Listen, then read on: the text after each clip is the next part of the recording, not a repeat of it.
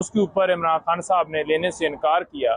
उसकी रीज़न ये थी कि इस्लामाबाद हाई कोर्ट में एक तो हमारी जो दरख्वास्तें थीं उसके ऊपर फैसला पेंडिंग है, और ये हमने सदा की कि वहाँ पर ओपन ट्रायल और जो जेल के अंदर अदालत ट्रांसफ़र की गई है और इस अदालत को इख्तियार नहीं है, इस हवाले से दरख्वास्तों के ऊपर फैसला महफूज है। तो जब तक वो फैसला ना आ जाए तब तक इस ट्रायल को आगे ना चलाया जाए।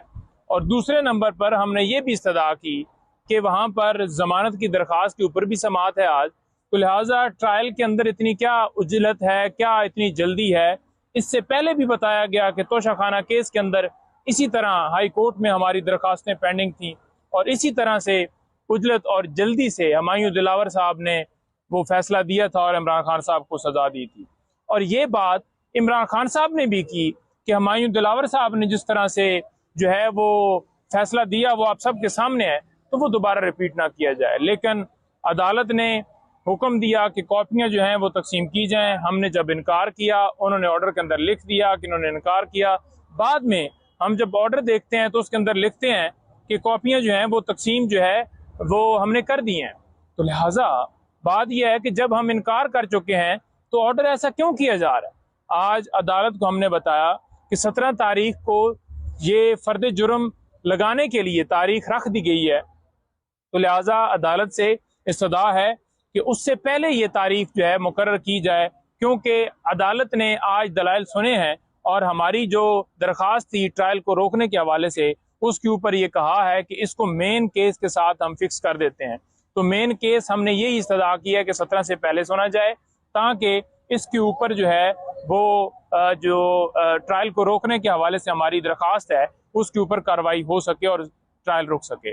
नंबर 1 के आज के लिए दिन अगर रखना भी था तो रखा जा सकता था, लेकिन इतना भी टाइम नहीं दिया गया कि हमारे दलाइल जो हैं जो थोड़े बहुत रह गए हैं वो भी मुकम्मल किए जाएं।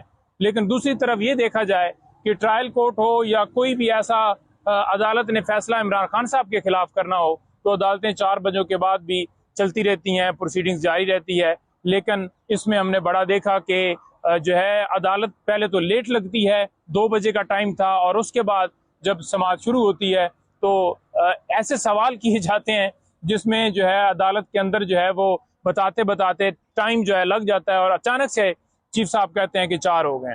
तो हम ये इस्तदा करेंगे कि आज एक तो दूसरी तरफ से भी दलाइल जो हैं वो सुने जाएं, मुकम्मल किए जाएं और इमरान खान साहब की जमानत की दरख्वास्त के ऊपर फैसला दिया जाए, क्योंकि ये अर्जेंट नौयत का मामला होता है। जमानत के ऊपर फैसला देना सबसे अहम जो है वो काम होता है और जमानत जो है सुननी चाहिए हमेशा। जो जमानत वाला मामला है वो पहले होता है, और ये आप देख लें कि ट्रायल जो है वो किस तरह से तेजी से उजलत से चलाया जा रहा है। दूसरी तरफ हमारी क्वेश्चमेंट की दरखास्त पेंडिंग है, उसके ऊपर भी कोई कार्रवाई नहीं हो रही। और आज इस हवाले से हमारी तीसरे नंबर पर आज इमरान खान साहब से लीगल टीम की मुलाकात होगी अडयाला जेल में 2 बजे। और चौथी चीज़ ये है कि मुख्तलिफ जो दरखास्तें हमारी इस्लामाबाद हाई कोर्ट में पेंडिंग है वो और सुप्रीम कोर्ट में पेंडिंग है। सुप्रीम कोर्ट के अंदर बाकायदा तौर पर हम ये इस्तदा करें, दरख्वास्त भी दी है कि सिविलियन का मिलिट्री ट्रायल जो है वो शुरू हो गया है। पेशावर के अंदर जो है बाकायदा तौर पर 6 लोगों का ट्रायल शुरू हो गया है, आज वहाँ पर समाअत है।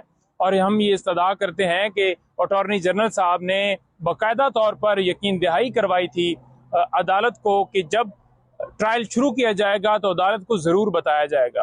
तो लिहाजा उसके ऊपर जो है कार्रवाई शुरू हो चुकी है। चीफ साहब ने प्रैक्टिस एंड प्रोसीजर के हवाले से फैसला दे दिया। अब चीफ साहब के ऊपर ये जिम्मेदारी आयद हो रही है, मजीद सख्ती से आयद हो रही है। वो किस तरह से कि फंडामेंटल राइट्स की जिस तरह से वायलेशन हो रही है पूरे पाकिस्तान में, उस पर जो है वो नोटिस लिया जाए और फौरन फिक्स करके उसके ऊपर फैसला दिया जाए। और जो सिविलियन का मिलिट्री ट्रायल नहीं हो सकता उसको जो है वो उसके ऊपर जो है अहकाम जारी किए जाएं। और उसके साथ साथ 90 डेज के अंदर इलेक्शन वाली जो तारीख जो है वो अनाउंस करनी है, उसके हवाले से दरखास्त हमारी पेंडिंग है, तो उसके ऊपर लाजमी जो है वो फैसला देना चाहिए, तभी इंसाफ के तमाम तकाजे पूरे होंगे। जी कोई सवाल है जी किसी हवाले से, नवाज शरीफ साहब के हवाले से या कोई? आप बता दें, कल के फैसले के बाद प्रैक्टिस एंड प्रोसीजर बिल का फैसला हो चुका है। पाकिस्तान तहरीक इंसाफ की तरफ से सुप्रीम कोर्ट के अंदर इलेक्शन की जो दरखास्तें हैं मुतअद्दिद वो पेंडिंग पड़ी हुई हैं। उनको भी परसू करने जा रही है लीगल टीम या नहीं? और दूसरी तरफ नवाज शरीफ साहब को रिलीफ नहीं मिल सका, कहा यह जा रहा है कि कल के फैसले के बाद काम उल्टा पड़ गया है। मैं वो दूसरा वायरल लफ्ज इस्तेमाल नहीं करूंगा। कल के फैसले के बाद नवाज शरीफ बढ़ गया है। हाँ जी सादा लफ्ज में जो आप इस्तेमाल करना चाहते थे, ये लीगल वर्ड उसको जब खबर मिली होगी ना कि आपकी नाअहली जो है उसके ऊपर आप अपील नहीं कर सकते, तो उसके बाद जो उसके प्लेटलेट्स हैं वो एक दफा दोबारा गिरे होंगे और वो सिर्फ अब शो करवा रहे हैं कि हम इस फैसले से बड़ा खुश हैं। जो फायदा लेना चाहते थे इस तरमीम से कि उनकी जो नाअहली है वो खत्म हो जाएगी जहांगीर तरीन की या नवाज शरीफ की, तो ये जो है पूरी कौम के लिए खुशखबरी है कि उनकी नाअहली जो है वो बरकरार रहेगी। और 62(1)F के तहत सुप्रीम कोर्ट ने ताहयात नाअहली जो है वो उस आइन की तशरीह करते हुए ताहयात नाअहली का जो है हुक्म दिया हुआ है, तो लिहाजा उससे तरमीम जो की गई थी वो दूसरी तरफ ये है कि इमरान खान साहब उस फैसले से फायदा उठाते हुए अपनी नाअहली खत्म करा सकते हैं। देखिए, इमरान खान साहब के ऊपर कोई ऐसा केस नहीं है जिसमें इमरान खान साहब को नायल किया जाए। जो इलेक्शन कमीशन ने नोटिफिकेशन किया था उसको बाकायदा तौर पर इस्लामाबाद हाई कोर्ट में कन्विक्शन वाले मामले के साथ हमने टेकअप करने के लिए सदा की है और वो इंशाल्लाह जो ही मामला यहाँ पर फिक्स होगा और उनकी नाअहली जो है वो खत्म हो जाएगी।